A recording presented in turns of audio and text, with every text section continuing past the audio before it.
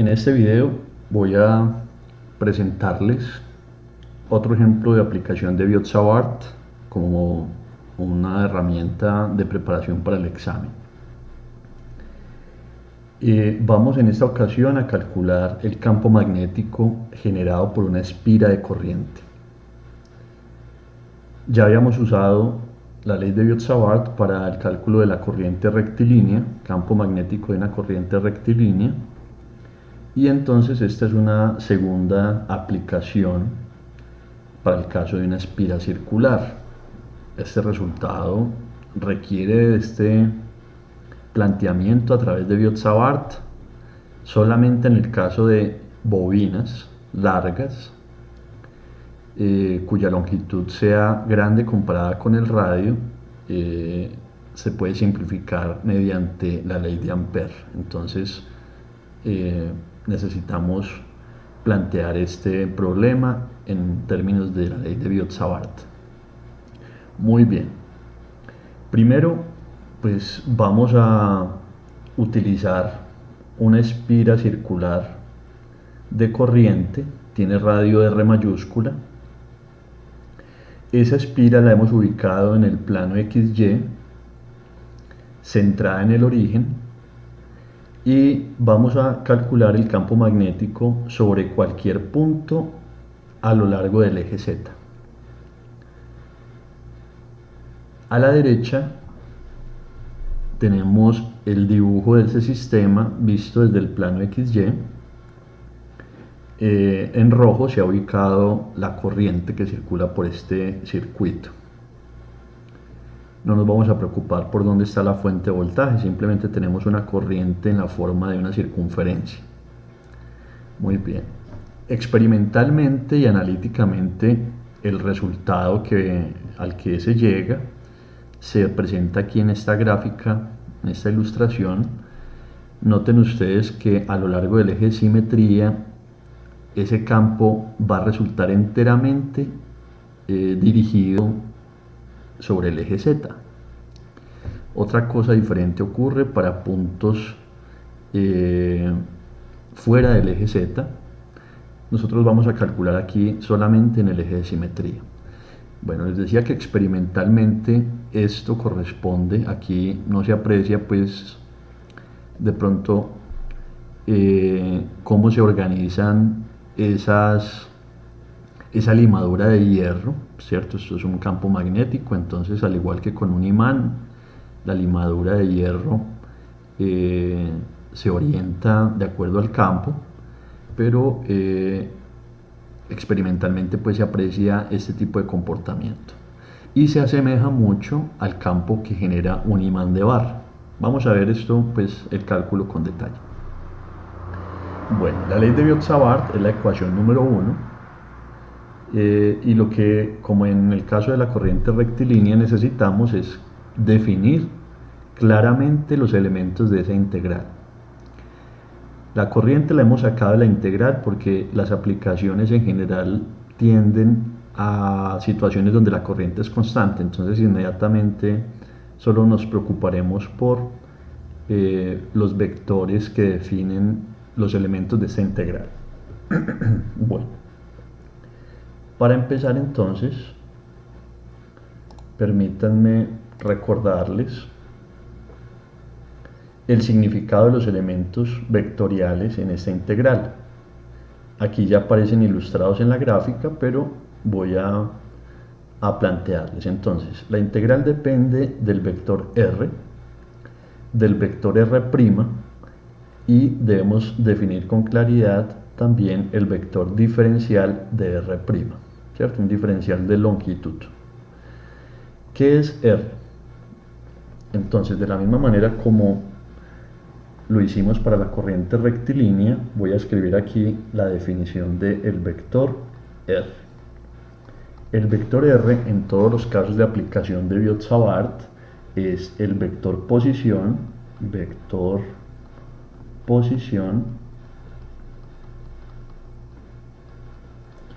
del punto donde vamos a calcular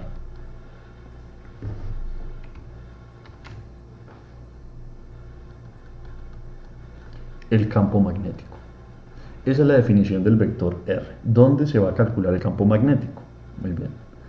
R' en todos estos cálculos va a ser también siempre vector posición de un diferencial de carga, ¿cierto? O también se puede decir como posición de un punto general o arbitrario sobre la distribución de corriente.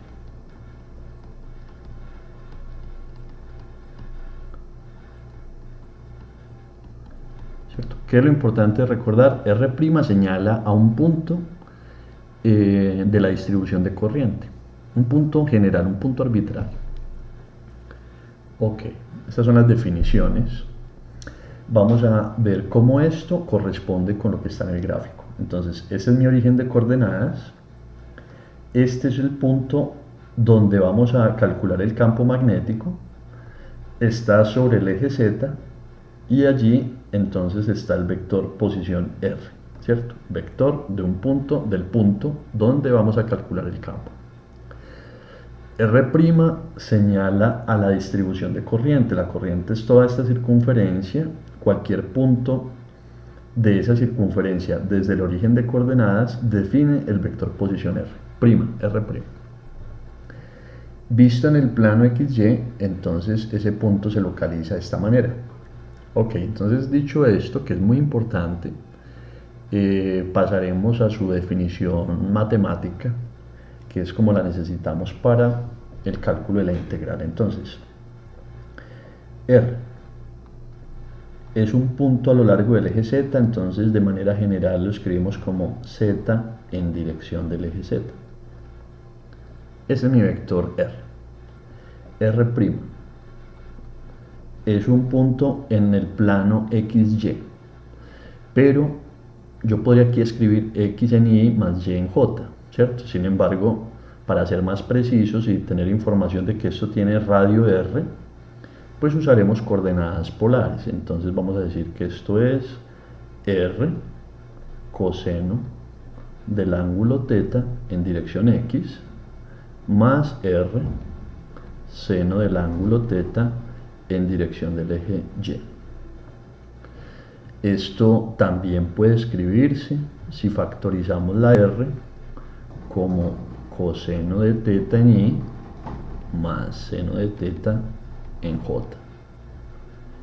Y ustedes notarán que lo que aparece en este paréntesis no es otra cosa más que el vector radial unitario. Entonces esto también se puede escribir como R en dirección radial unitaria.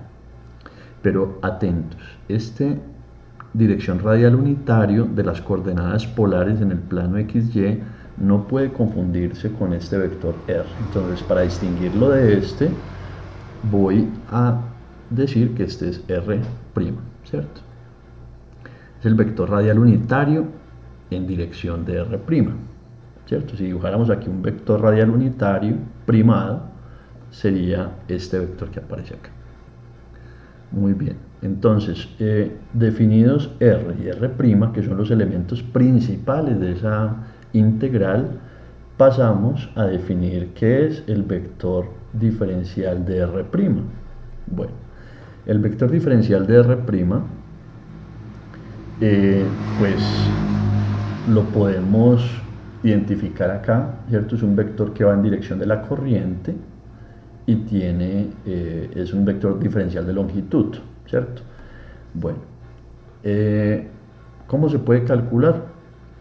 Entonces, recuerde que si ya tenemos a R', pues es la derivada de este vector escrito como un diferencial. Entonces, ¿esto qué significa? La derivada de coseno es menos seno, entonces menos R seno del ángulo θ por el diferencial de θ. Ese es el primer término en dirección Y. más lo mismo acá, derivada de seno es coseno, entonces r coseno de teta por diferencial de teta en dirección de j. Si factorizamos la r y el diferencial de teta, esto significa acá menos seno de teta en dirección y más coseno de teta en dirección j. Y nuevamente, si uno compara esto con la definición de los vectores unitarios en coordenadas polares, encuentra que el paréntesis corresponde con la definición del vector teta unitario. Entonces, digamos, estas son las formas escritas en coordenadas polares, en la base de coordenadas polares, y explícitamente en términos de la base IJ quedaría como aparece acá. Son equivalentes, entonces voy a dejar esta forma explícita para que tengamos cuando convenga usar una o la otra. ¿Listo? Muy bien, entonces lo que acabamos de encontrar es muy importante para el cálculo de la integral. Vamos a regresar aquí para ver cómo utilizamos esto. Entonces, ¿qué se necesita para la integral? Se necesita, una vez escritos r y r', necesitamos calcular qué es r menos r'. Necesitamos calcular luego su magnitud y elevarla a la 3.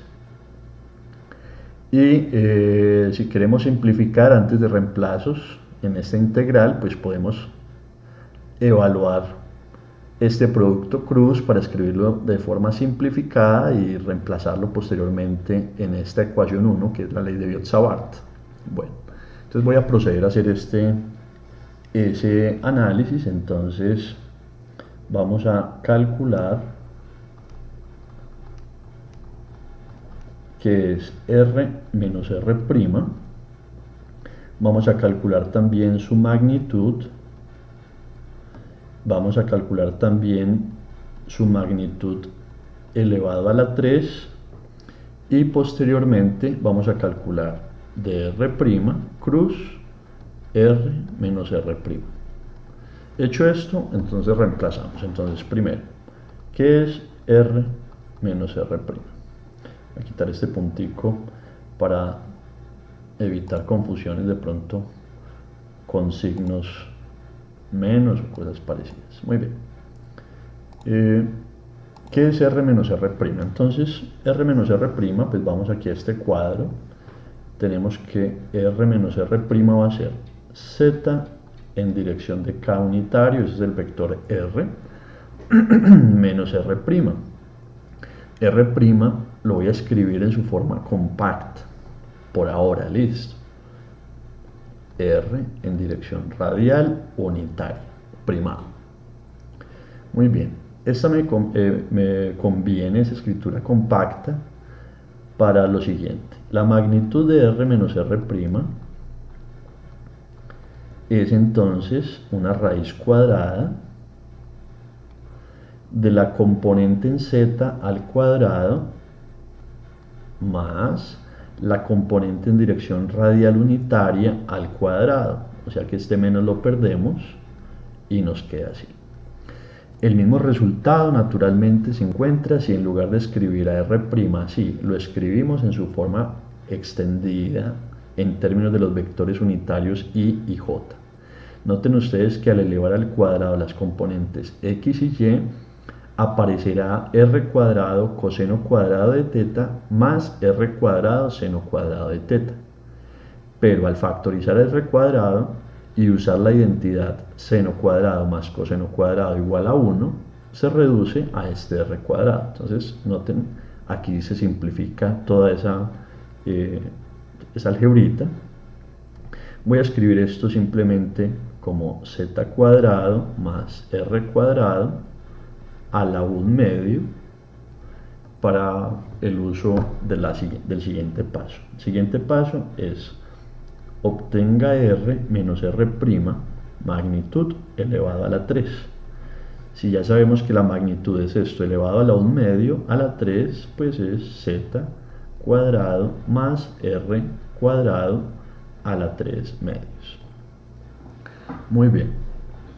Entonces hemos cumplido de hacer el cálculo de R menos R', de su magnitud y de su magnitud a la 3. Esto último ya está en forma que la podemos reemplazar en nuestra integral. Entonces voy a señalar aquí este resultado. Bueno, a la vez también esto que ven en el numerador, pero lo voy a reescribir enseguida para facilitar, porque nos interesa no solamente esto, sino el producto cruz. Entonces voy a concentrarme en el producto cruz. Muy bien, entonces el producto de R' cruz R menos R', ¿qué nos da? Lo necesitamos para la integral, como decíamos acá. Bueno, entonces de R', pues también me voy a ir a su forma compacta, ¿cierto? Pero recuerde, todo esto es equivalente si lo escribo en términos de los vectores I, J. Producto cruz de R menos R', que encontramos fue esto. Entonces voy a poner aquí paréntesis, Z en dirección K, menos R en dirección R unitario primo.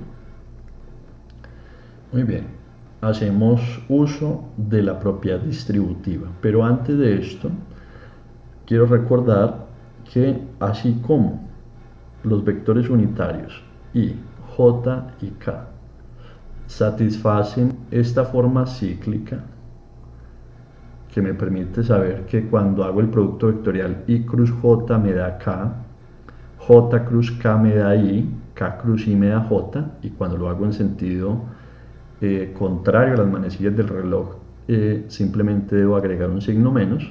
De la misma manera, los vectores unitarios en la base de coordenadas polares y extendidas a 3 dimensiones, entonces coordenadas cilíndricas, tienen el mismo comportamiento. Si yo hago R cruz teta, obtengo K. Si hago teta cruz K, obtengo R unitario. Y si hago K cruz R unitario, obtengo teta. Aquí solamente voy a agregar esta prima para cuestiones de lo que tenemos nosotros aquí escrito. Entonces, teniendo presente eso, pues se simplifica. Entonces, distributiva. Este por este elemento me queda R por Z por d teta, y escribo el producto cruz teta cruz K. Teta cruz K. Hay un signo menos.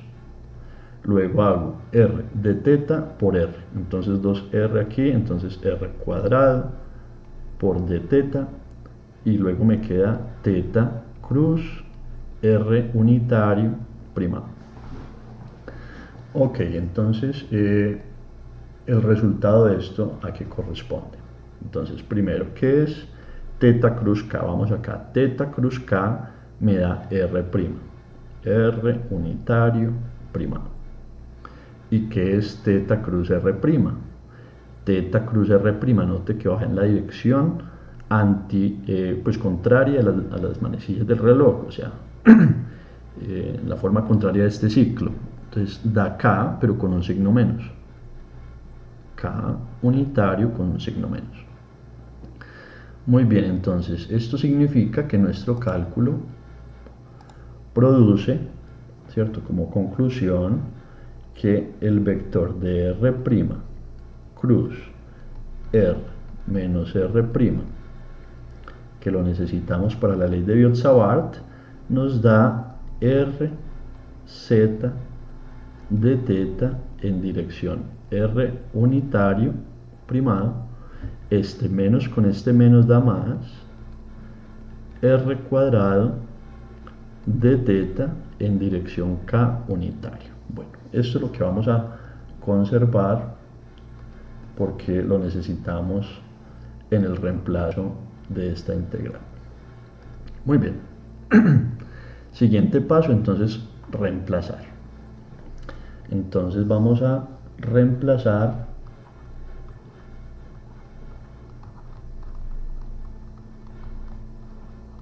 en la ecuación 1, que es Biot-Savart. Bueno, Entonces yo voy a reescribir aquí la ecuación de Biot-Savart para que tengamos una referencia. El campo magnético en el punto R del espacio, la ecuación de Biot-Savart dice que es mu sub 0 sobre 4pi por la corriente por la integral de dr' cruz R menos R', esto que acabamos de calcular, dividido la norma de R menos R' a la 3, que la tenemos aquí arriba.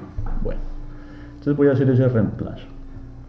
Mu sub 0 sobre 4pi, la corriente, integral, el numerador de esto quedó como está aquí escrito. Esto da R, Z de teta en dirección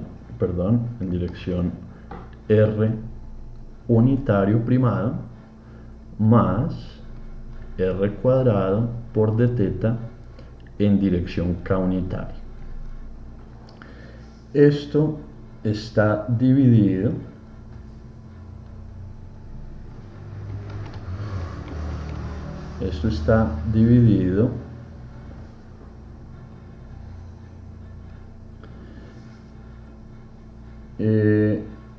entre este valor que nos dio z cuadrado más r cuadrado todo a la 3 medios.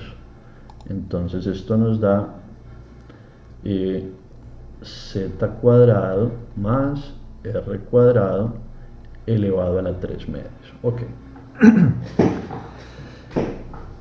Muy bien, entonces noten ustedes, la variable de esta integral, la variable de integración es teta.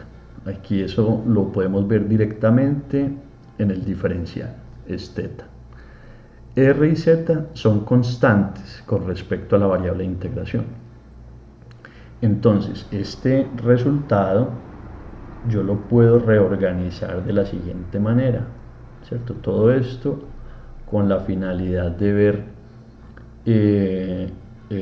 realmente qué es lo que aparece como integración. Entonces aquí voy a sacar este denominador porque claramente no depende del ángulo teta, entonces esto es constante con respecto pues a la integral 3 medios, salió de la integral.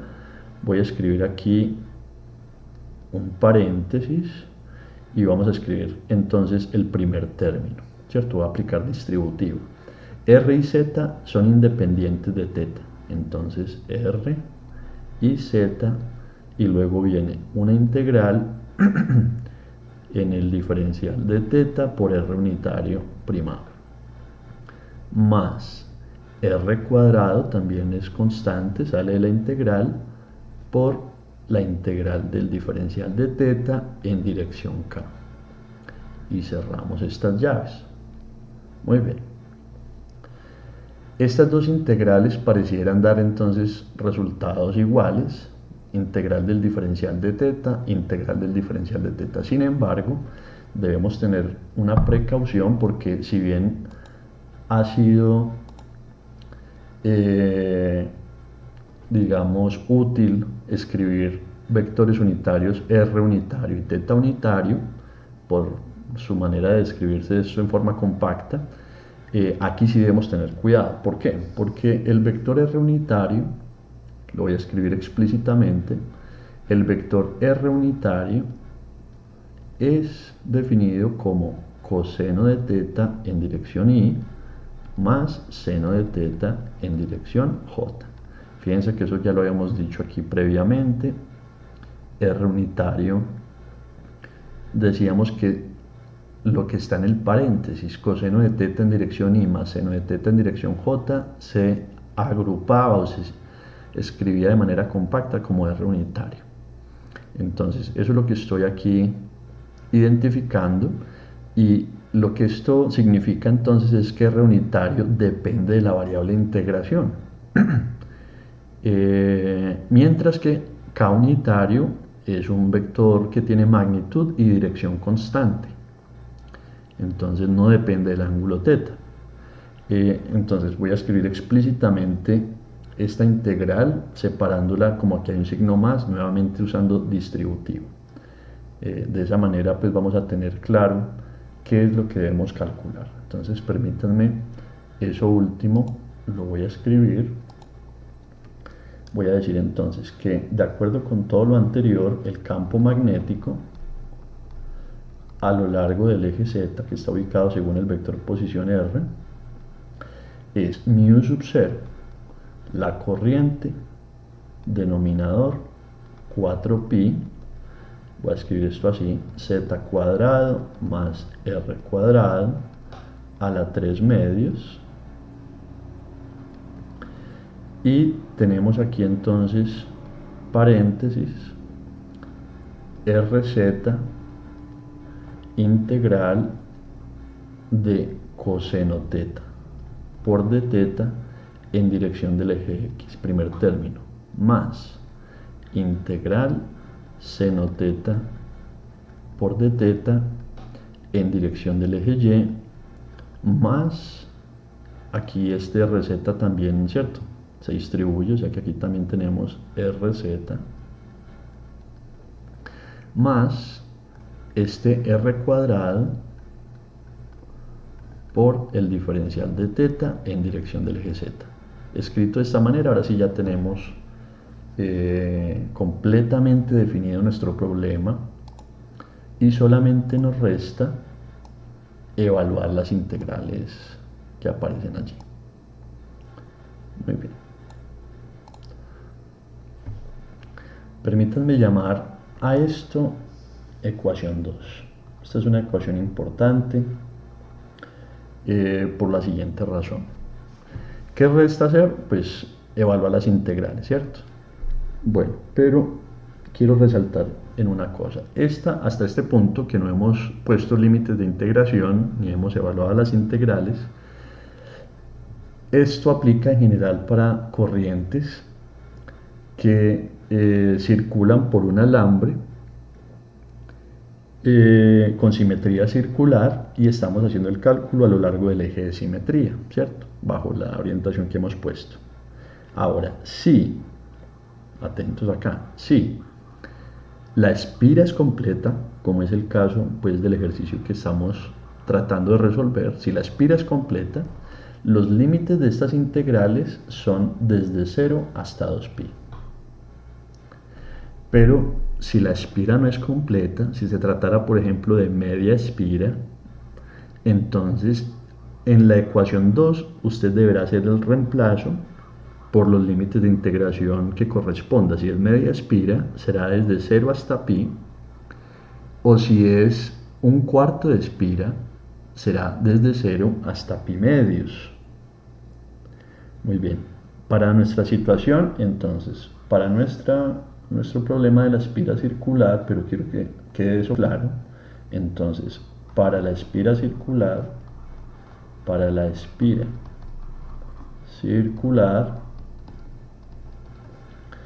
los límites de las integrales, que repito, son 0 y 2pi. Punto. Pero si fuera media espira, serían 0 y pi.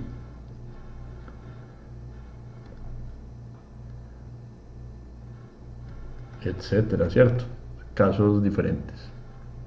Entonces, en nuestro caso, voy a entonces a copiar esta cantidad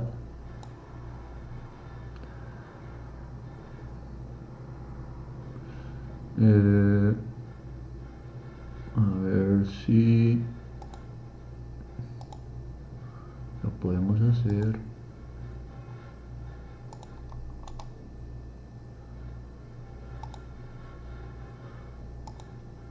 Bueno,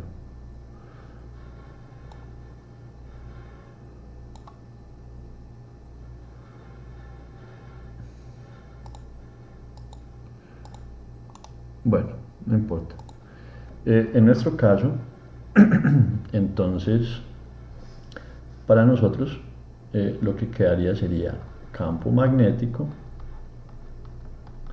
todo esto que tenemos arriba anotado, 4pi Z2 más R2 a la 3 medios, RZ integral de 0 a 2pi coseno de teta por d teta en dirección del eje X más R por Z integral de 0 a 2pi seno de teta, aquí de hecho, disculpen que quedó un error aquí, seno de teta por d teta, wow, el error es todavía más importante, voy a borrar esto, copiarlo bien,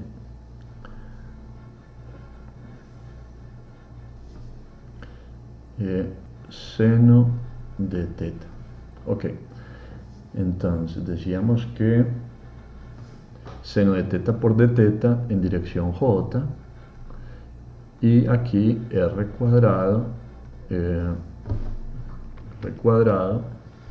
por la integral de d teta entre 0 y 2pi en dirección K. Muy bien. Entonces les recuerdo, si se tratara de otra configuración, pues solamente hay que preocuparnos por cambiar los límites de la integral.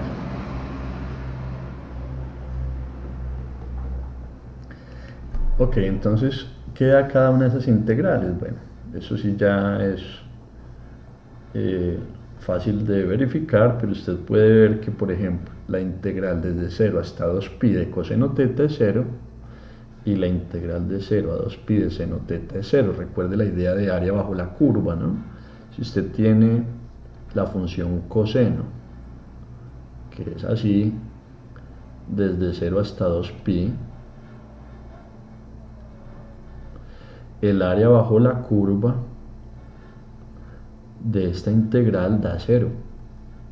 Y lo mismo pasa para de 0 a 2pi de la función seno.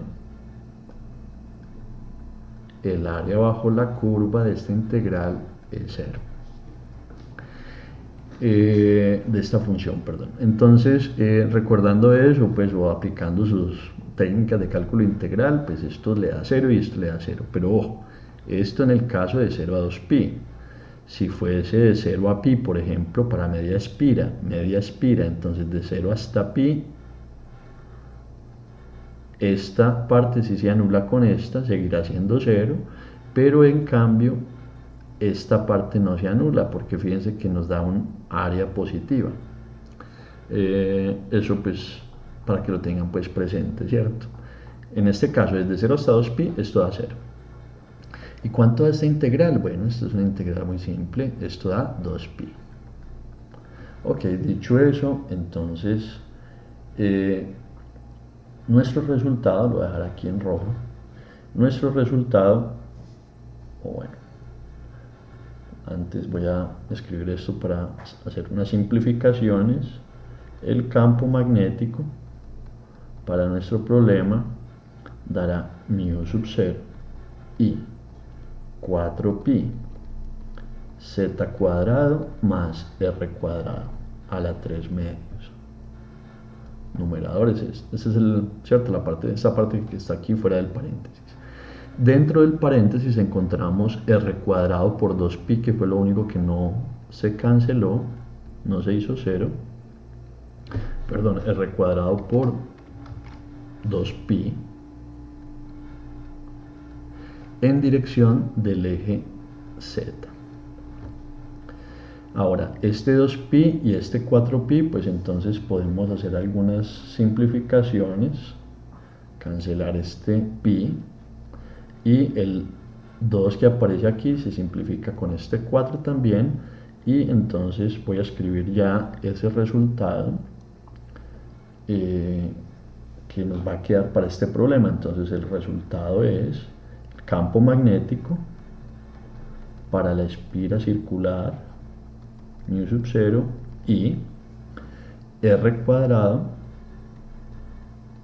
el 2 dijimos que se cancela aquí un 2 con el del denominador, me queda un 2 abajo, pi se canceló y me queda z cuadrado más r cuadrado a la 3 medios en dirección del eje z. Este resultado ya es entonces el campo magnético de la espira, ¿cierto? Esto es ecuación 3, es campo magnético sobre el eje de simetría de la espira de corriente.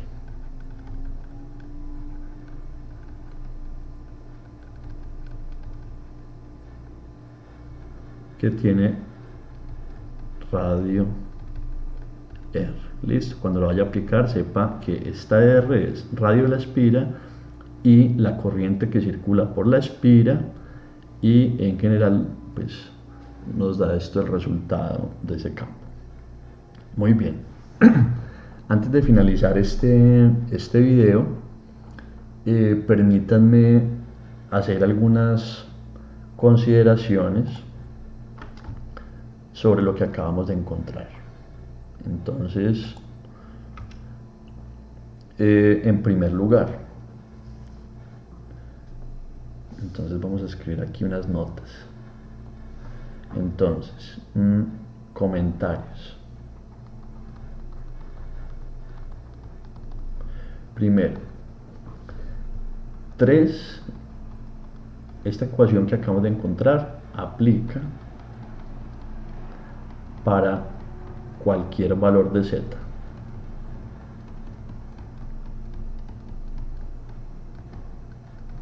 ¿Cierto? Si le dicen que tiene una espira circular de radio dado y cuánto es el campo magnético sobre el eje de simetría cuando z vale 10 centímetros, pues usted reemplaza aquí. Si vale 1 metro, pues usted reemplaza, ¿cierto? Etcétera, para cualquier valor de z. Eso significa tanto z positivos como z negativos. Pero fíjense que z está al cuadrado. Y como esto está al cuadrado, pues da una cantidad siempre positiva, está sumando una cantidad al cuadrado, en fin, todo esto que está aquí, bajo el planteamiento que hemos hecho, nos da entonces un campo que tiene magnitud positiva y va según el eje z, tanto para zetas positivos como para zetas negativos. ¿Esto qué significa, muchachos? Bueno, significa que si ustedes consideran, por ejemplo, la espira de corriente, ¿cierto? Consideran la espira de corriente. Y sobre esta espira entonces tenemos una corriente que, según lo descrito, está en esa dirección. Y tenemos que este es el eje de simetría, el que pasa aquí por el centro, ¿cierto? Entonces, a lo largo de todo ese eje de simetría, el campo va en dirección hacia arriba. Vamos a pintar eso aquí, permítanme, yo trato de hacer esto un poco más claro.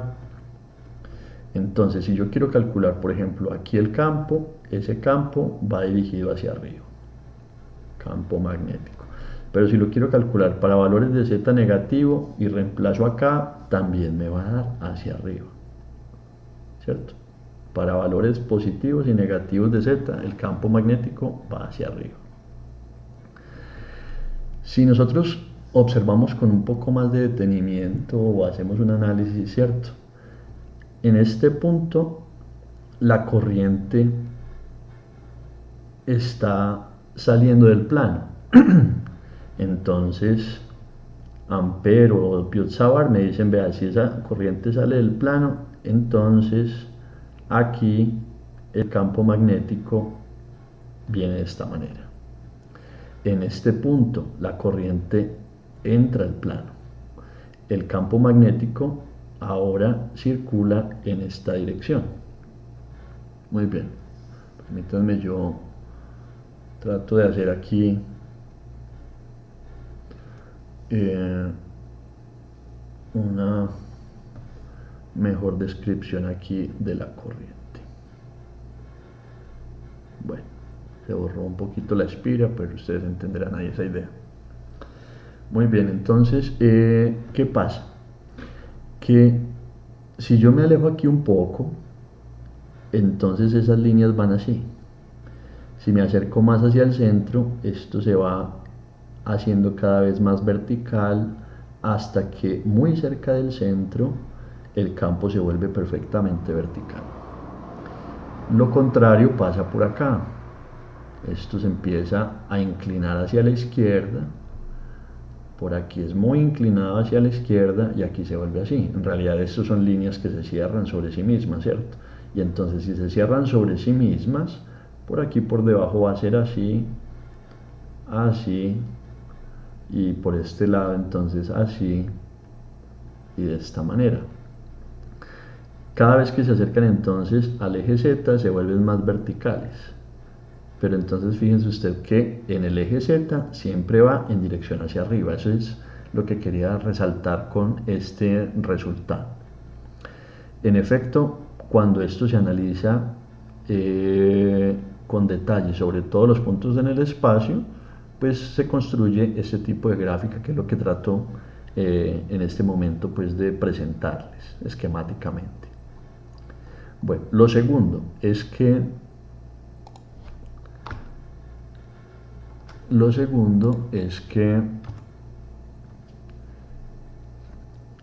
si estamos en el eje Z y en especial en Z igual 0, ¿qué ocurre? Z igual 0 es el centro de la espira. Z igual 0, entonces nuestra ecuación que es de validez general, ¿qué pasa cuando Z vale 0? Entonces voy a reescribir esto para Z igual 0. Entonces, si Z vale 0, el campo, voy a hacer aquí enfático en Z igual 0, en el centro de la espira, es igual a mu sub 0, la corriente, radio a la 2, dividido 2, Z se hizo 0, me queda entonces aquí un paréntesis, R cuadrado a la 3 medios, en dirección K. Pero note usted que R elevado a la 2 elevado a la 3 medios, el 2 y el 2 se cancela, queda R a la 3. O sea que esto queda mu sub 0 y R a la 2 sobre 2R a la 3 en dirección del eje Z. Y claramente se simplifican esas R's. Entonces, simplificando esas R's, el campo magnético, que lo voy a escribir aquí como un resultado importante, campo magnético en Z igual 0, se convierte en mu sub 0 y dividido 2 veces R en dirección Z. El campo magnético en el centro de una espira circular de corriente sigue esta regla. ¿Listo? Importante. Campo en el centro de la espira.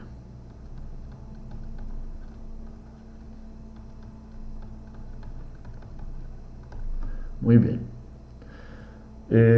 Para terminar, entonces voy a proponer aquí un ejemplo sencillo de cálculo.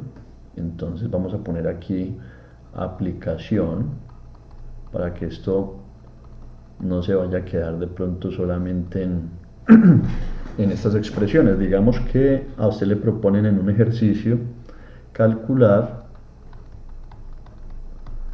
el campo magnético de una espira de radio R igual 20 centímetros que porta una corriente I igual a 1 amperio y lo vamos a calcular en su centro. ¿Listo? En su centro. Bueno, permítanme, yo escribo mejor esto, ¿cierto? Calcular el campo magnético de una espira de radio R igual tanto que porta una corriente I igual a 1 amperio en el punto Z igual 0, ¿cierto? En el centro. Bueno. Ok, entonces lo que nos proponemos pues es simplemente a reemplazar esta ecuación que encontramos aquí atrás. Entonces, bueno, esto es muy sencillo. Vamos a proponer aquí campo magnético en Z igual 0 es entonces mu sub 0. Voy a escribir qué es mu sub 0. Mu sub 0 es 4pi por 10 a la menos 7. Las unidades son Tesla, metro sobre amperio. La corriente, 1 amperio. Dos veces, ¿cierto? Estoy reemplazando esta fórmula. El radio, 20 centímetros. 20 centímetros en unidades del sistema internacional. Ahora note que amperio y amperio se cancela y metro se cancela. Entonces, en efecto, esto nos va a quedar a lo largo del eje Z, ¿cierto? Y nos va a quedar a lo largo del eje Z y nos va a quedar en unidades de teslas. Entonces, esto es 4pi por 10 a la menos 7 teslas dividido 2 por 2, 4. Aquí hay un 10 por 10 a la menos 2 da 10 a la menos 1 en dirección K. O sea que la respuesta, al cancelar el 4, nos queda pi por 10 a la menos 7 más 1 da menos 6 teslas en dirección del eje Z. Esa ya sería la respuesta a ese ejemplo de aplicación con los datos que nos dan. Simplemente lo que quería era, pues, cierto, una vez tenemos esos resultados de validez general, cómo los podemos pues usar de forma pues adecuada. Si ese pi, digamos, no le gusta, ¿cierto?, escribirlo de esa manera, o si se trata de un problema de selección múltiple y no aparece pi, pues recuerde que esto, dependiendo de la precisión, pues usted lo podrá escribir como 3,14, 15, no sé qué, ¿cierto? El número pi por 10 a la menos 6 teslas en dirección Z, ¿cierto? O lo podrá escribir, bueno, eso sí, ya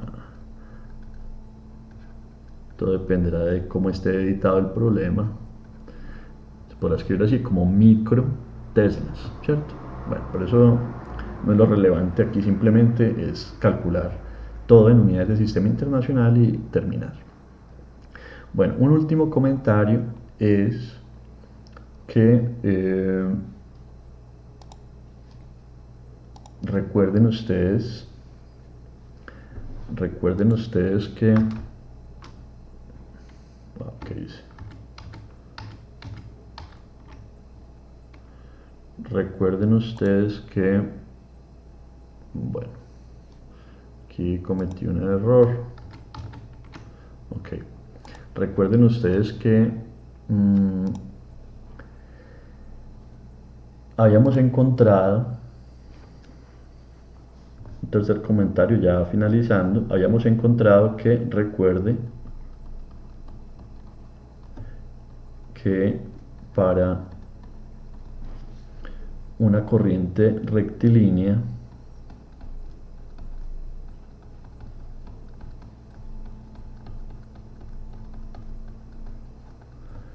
¿cierto? Voy a hacer aquí un esquemita. Si yo tengo un alambre por el cual circula una corriente I. Entonces el campo magnético que se calculó tanto por Biot-Savart como por ley de Ampère en un punto que con respecto a esta corriente está a una distancia R mayúscula.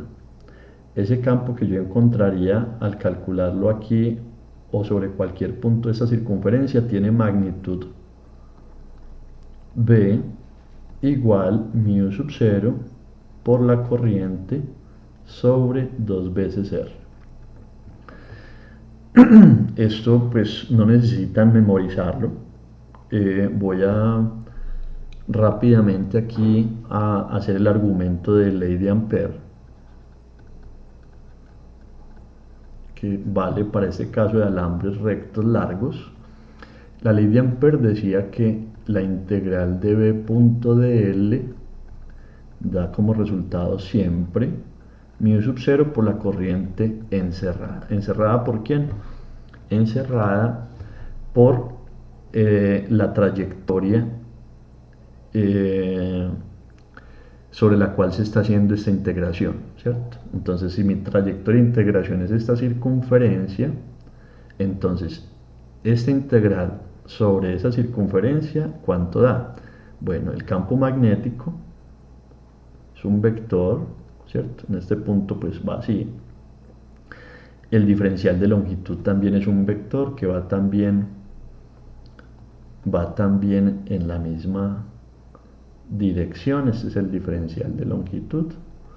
Entonces, estos dos vectores, siendo paralelos sobre toda la trayectoria de integración, generan el resultado V por integral de dl, que como es una circunferencia, va desde 0 hasta 2pi. Y la longitud desde 0 hasta 2pi de una circunferencia, pues es el perímetro. O sea que esto da B 2pi por el radio, porque es el perímetro de una circunferencia. Y la corriente que encierra ese lazo es toda mi corriente I. Entonces, ¿eso qué significa? Que al despejar, esto queda mu sub 0 I sobre 2pi por R. Simplemente para recordarles cómo llegar a eso sin tener que memorizar nada. Entonces, este resultado, ¿cierto? Que se deduce fácilmente aquí usando Ampère, vale la pena compararlo con lo que encontramos para el caso del campo magnético de una espira en el centro. Fíjense que es muy parecido. La única diferencia es que aquí en el denominador no va el número pi, mientras que acá sí va. De hecho, fíjense que aquí me equivoqué. Entonces voy a hacer esa corrección. Eso es lo bueno de no tener que memorizar cosas, ¿cierto? Aquí, para el caso de la corriente recta, aparece ese número pi. Pero para el caso de la circunferencia, de la espira, del centro de la espira, no aparece ese número pi. Pero en general lo que quería mostrar era que siempre estos cálculos generan mu sub 0 por corriente dividido una longitud. En este caso la longitud es 2 veces r, que es como el diámetro, ¿cierto? Es el diámetro, en este caso el diámetro. Mientras que en este caso la longitud es 2πr, que es el perímetro de esa circunferencia. Bueno, simplemente mencionarles que esos dos resultados pues se parecen, no hay que confundirlos. Y que les recuerde entonces que esos campos magnéticos aparecen siempre así, mu sub 0 por una corriente sobre una longitud.